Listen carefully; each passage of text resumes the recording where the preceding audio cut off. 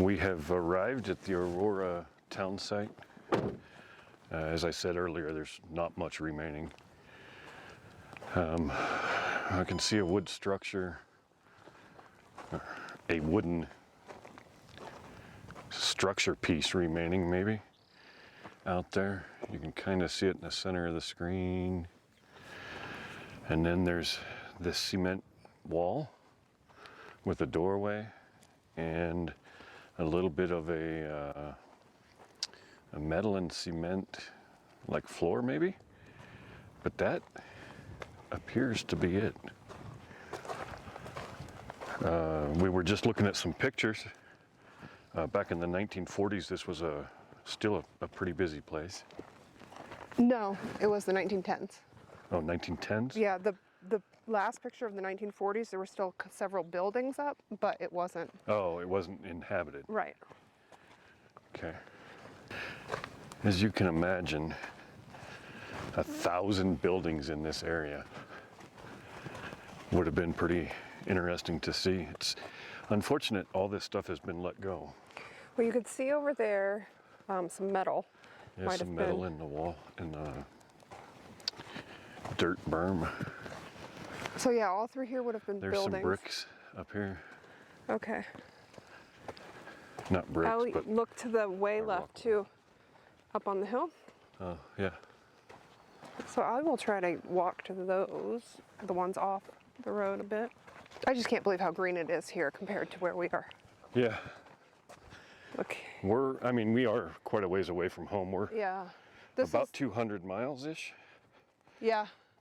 Where we left the highway in Hawthorne, I think we are 29 miles out in the middle of nowhere. You take this dirt road that's still run by a mining company. There's still mining going on out in this area. The Borealis mine is one that we saw, but I don't know what they're mining. And it appears here in Aurora, the mine is either still active or was active recently. There is a leach pond and a water pond. So off in the distance here, let's see if I can get this thing to, that's not what I wanted to do. There we go. All right, so there's one of the rock walls we could see from a distance. That was probably a home. And then up here, there's a wall of some sort. They built right into the wall of the hill.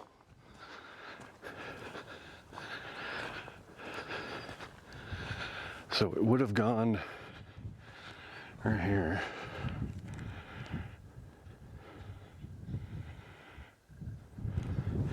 There's more back over here.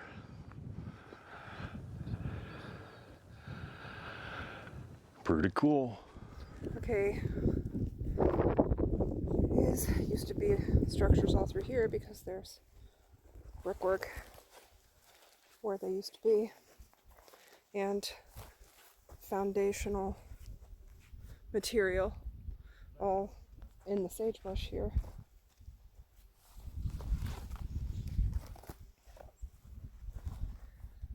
So there's several buildings throughout this little mountainside area. Probably up there too I can see like a rock wall up near the top.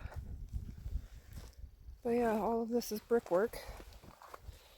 So when they took the bricks to sell, these obviously were the not intact bricks. These were the less than desirable. But they're literally all over.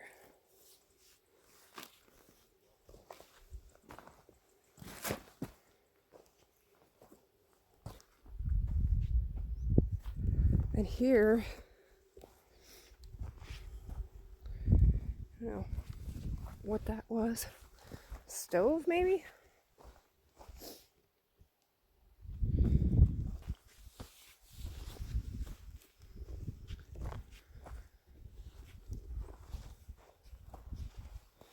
So this is the one I saw from the road, the wall I'm trying to get up to.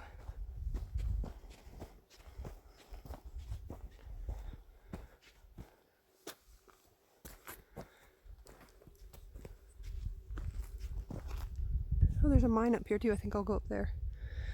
There's a mine shaft up here. Yeah, I saw that. So I'm going to try to walk up to that. But if you look all along the side, there is brick all throughout here with like indents where maybe basements were or something. So you can see there, it's not good brick. It's like the half bricks and broken ones. Okay. I don't think we're going to be able to see very far in because I can't reach far enough in. But so here's the shaft.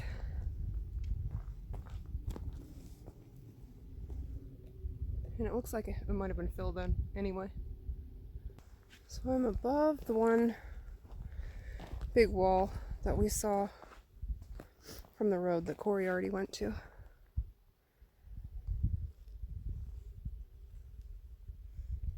That's an interesting rock. But there are a lot of tin cans up here. Like the tobacco cans. Sweetened condensed milk, maybe.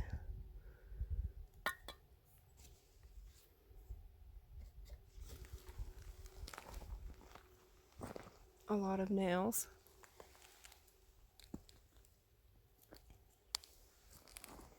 Some glass, all of it broken.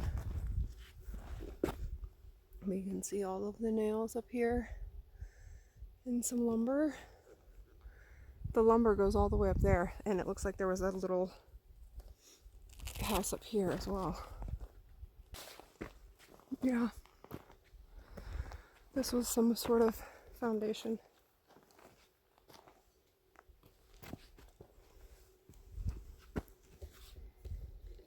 So imagine all around the hillsides here, you'd find much of the same.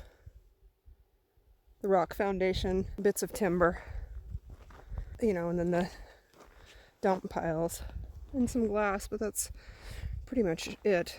I know a couple archaeologic investigations went on here in the 2000s, I believe. The 1990s to the 2011, I think is what I read. So I'm sure there's not much intact here. And plus with people coming and vandals and whatnot, I'm sure there's not much remaining. The mud makes the dirt even more loose and hard to navigate on these steep inclines. So I'm going to try not to fall off the edge.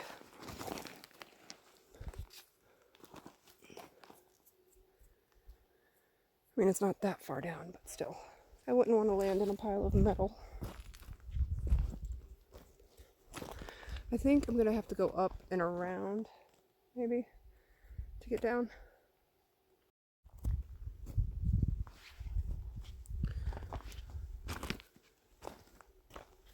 Yeah, a lot of the timbers from the structure are left.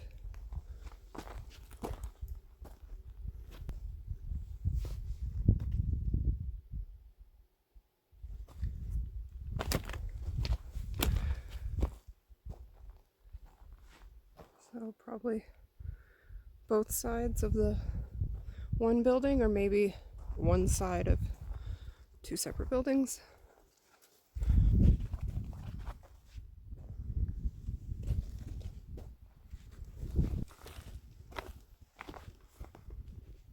Cement mixed in with the rock.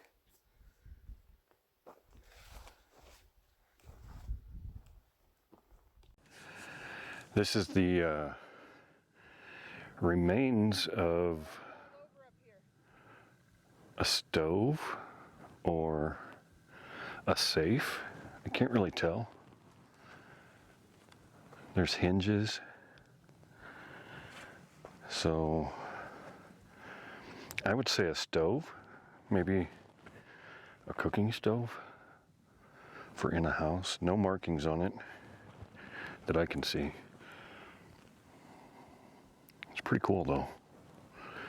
It's been out here a very, very long time. As we were talking about the bricks and stuff, you can still see remnants of what Honey believes was like basements, which kind of makes sense because there's no real flat spots here where people could build a house with a flat floor. So they probably used bricks and rocks for the foundation. There's an old barrel here.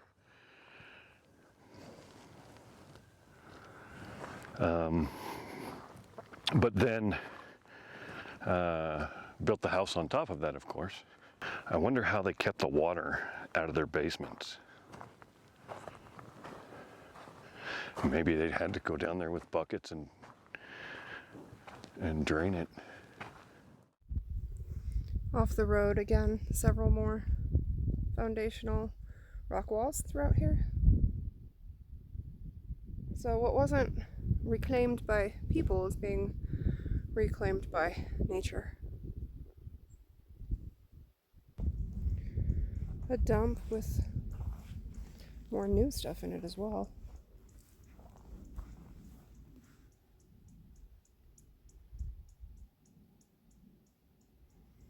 Maybe some walls or part of a roof.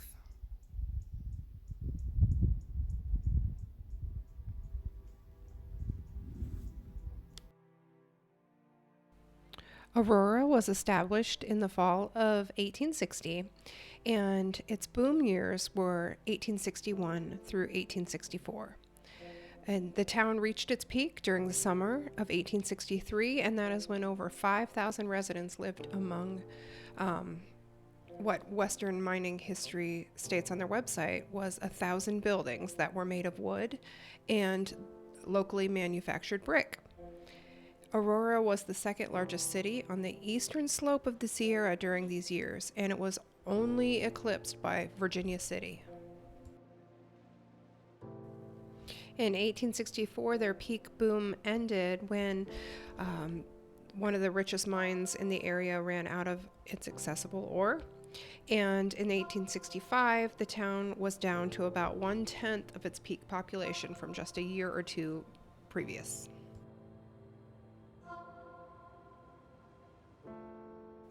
I'm still reading from Western Mining History's website, and Aurora is where a young Samuel Clemens would begin his writing career, and it was not long after that he would become known as Mark Twain.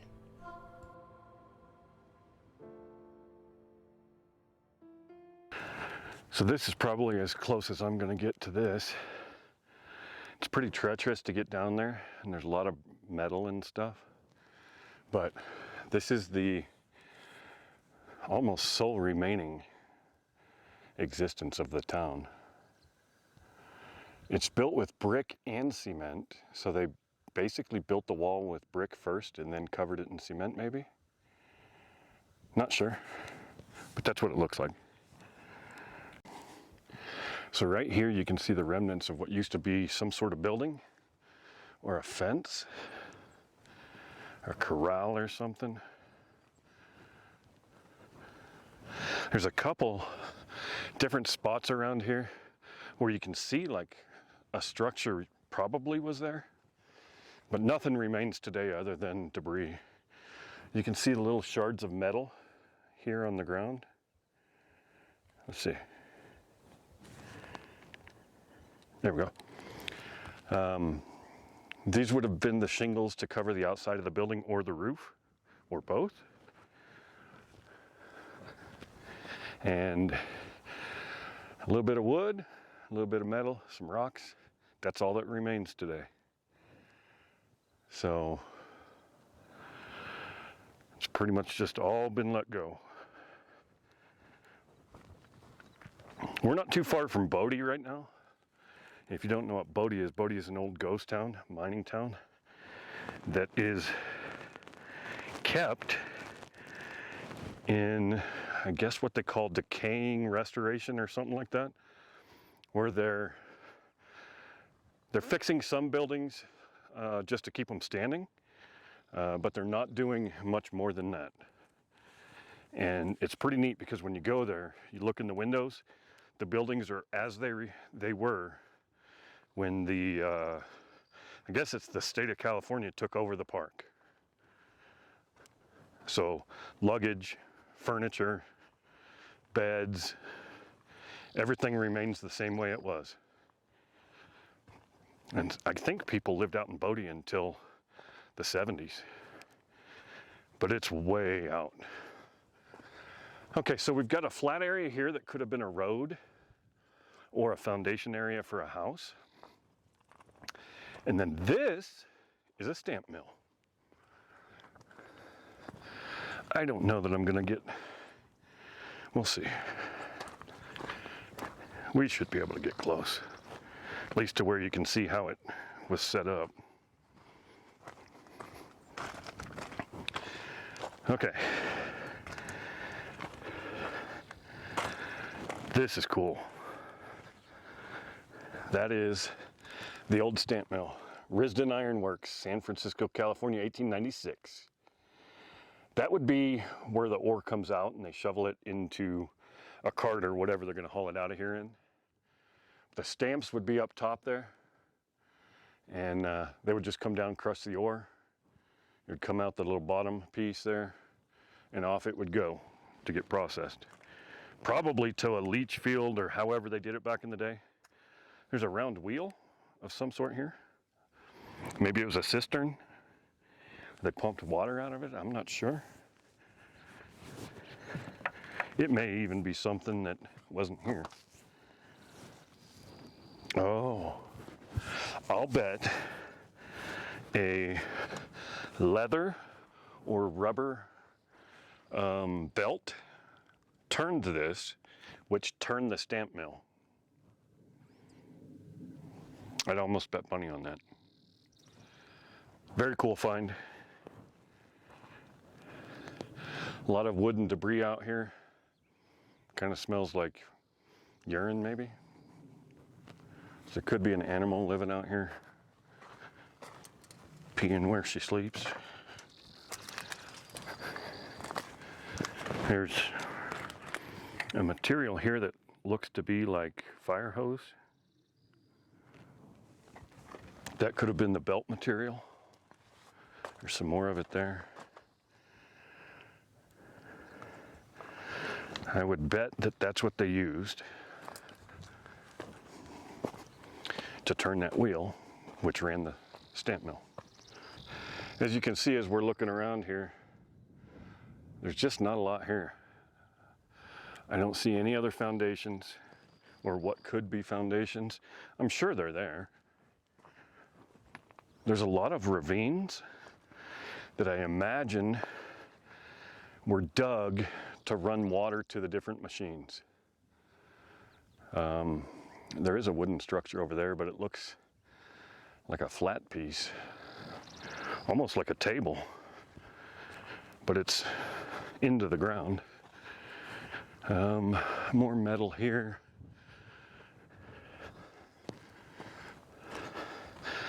Nonetheless, I do wish there was more standing. However, this is, you know, we're talking over 100 years ago. Well, 1910, it looked like people might have still lived here. So here we are, 2021. So it's been a little over 100 years, 110-ish.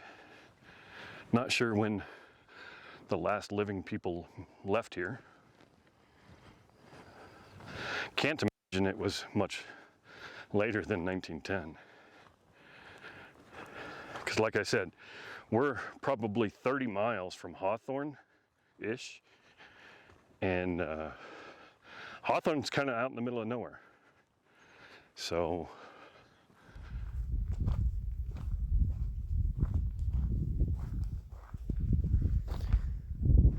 I assume you filmed all down there? Yeah. The wood structure? Uh-huh. That's what I was assuming. I'll go take some pictures. So you did these two, I won't video these two. Well, you can video this Mm-hmm. to show that there's 2 doors. Okay. Because when I did it, I didn't get close enough to see the second. Okay, and then I'll take pictures. Yeah. Corey didn't come down in here, but this is what he's talking about. There are 2 levels with the 2 doors.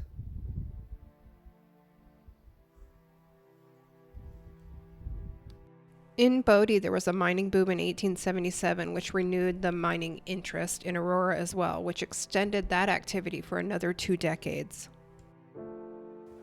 Now, Honey's out here walking down to the stamp mill.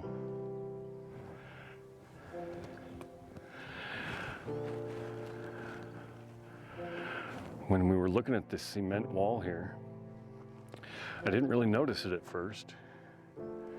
But if you look at it, you can see under that cement platform there's a second door. So that was a 2-story tall building at least. And with the stamp mill being down here, I would imagine this side of the road was probably where all the work was done, or at least the majority of it. Honey said that she found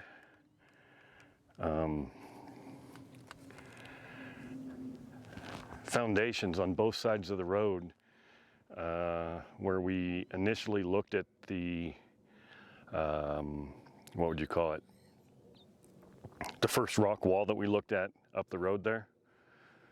She said that as she was coming down, she was noticing in the sagebrush that there was multiple foundations and whatnot, which is, reminds me of where the houses would be, like across the street from one another. I know Corey already filmed this, but this stamp mill is awesome. You can see a wheel here. And I'm sure he read Razed Iron Works, San Francisco, California, 1896. Very cool. And then what may be part of a conveyor belt system or something here. Shreds of canvas. But this is amazing for sure.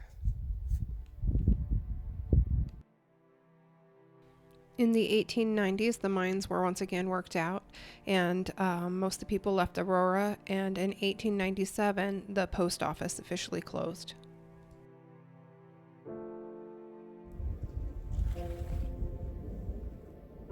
Maybe a mine shaft. I'm not going to get any closer to the edge, I don't think.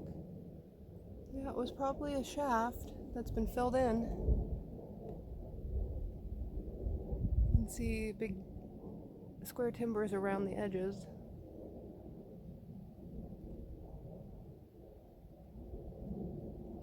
I could see this collapsed building from the road.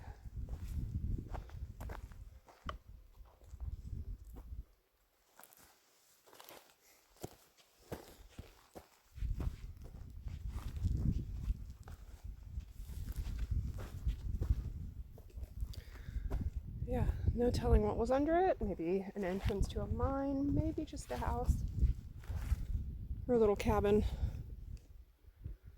But there were several little things right here.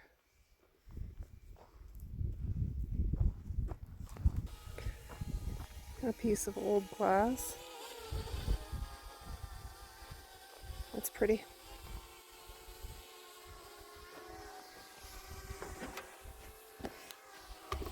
Corey's flying the drone above me.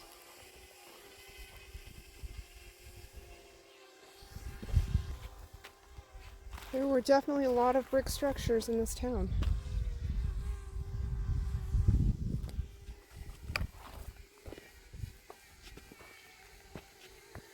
Okay, so these were burnt here, but some bottle tops.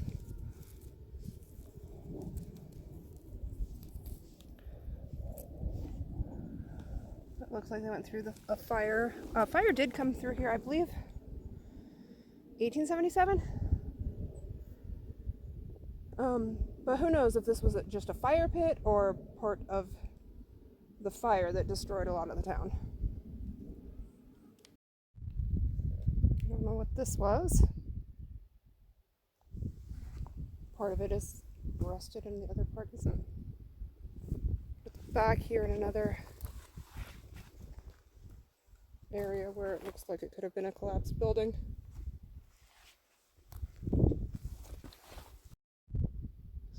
So right beside the road, I found this, and I believe it's a well. You can see the sides. I mean, I can't see how deep it goes. I'm not going to get any closer because this ground is really wet. But with the boards around it like this, I don't know, maybe they tried to cover it over, but I am betting it was a well. And that is just very cool.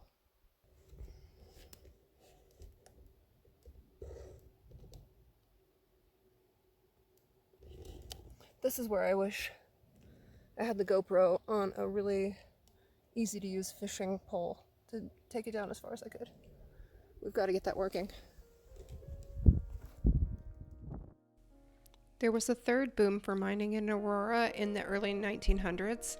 There were new mines developing in 1905, and by 1906, the post office once again reopened. And in 1910, Aurora was first connected to electricity. In 1915, around 2,000 people participated in their 4th of July celebration, which was the largest resurgence of the number of residents since about the 1860s. By 1918, the mining activity had stopped again, and the school for Aurora had closed in June of that year, and it had been in operation for 54 years. And by May of 1919, the post office closed for its last time, and by 1920, Aurora was a ghost town. The building boom after World War II was the reason that most of the buildings were salvaged for materials in Aurora, and the last brick building that had been standing in Aurora was destroyed sometime around 1960. We pulled all of the information for this video from Western Mining History's website. We hope you enjoyed our little tour of Aurora.